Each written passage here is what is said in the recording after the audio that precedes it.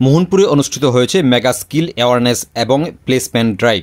মোহনপুর মহকুমা প্রশাসন, মোহনপুর ব্লক, মোহনপুর পৌর পরিষদ এবং বিভিন্ন দপ্তরের যৌথ উদ্যোগে এই কর্মসূচি অনুষ্ঠিত হয়েছে শুক্রবার।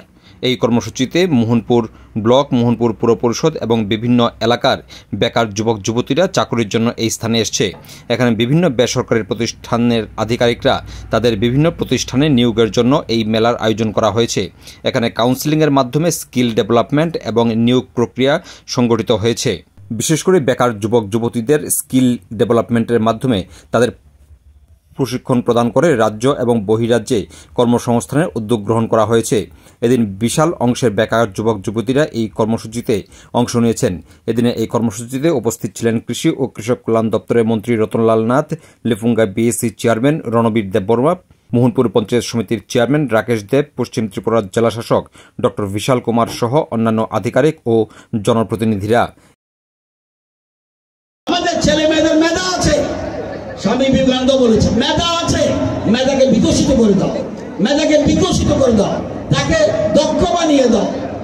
আপনি মনে করবেন আপনার ছেলে মেয়ে তো BA পাস করেছে, তাহলে এমপ্লয়াবিলিটি রেট আমাদের রাজ্যে, আমাদের দেশে যখন প্রধানমন্ত্রী নরেন্দ্র মোদী দেশের ক্ষমতা নেয় তখন ছিল 33% মাত্র এমপ্লয়াবিলিটি রেট, মানে চাকরি পাওয়ার যোগ্য 33%।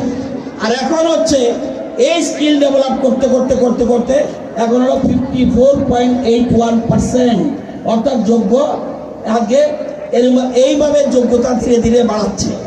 তো এখানে যারা এসছেন, আমাদের দায়িত্ব কি? সরকার কি করবে?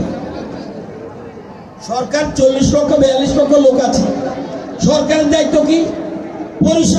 পরিষেবা দেওয়া, রাস্তাঘাট বানিয়ে দাও, হাসপাতাল বানিয়ে দাও,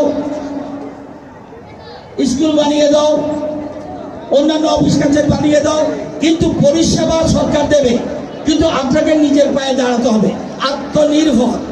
আত্মনির্ভর নিজেকে বানিয়ে দেওয়ার জন্য আজকে দেশের প্রধানমন্ত্রী স্কিল ডেভেলপমেন্ট একটা স্কিম মিশন চালু করেছে। এই স্কিল ডেভেলপমেন্ট আসল কথা।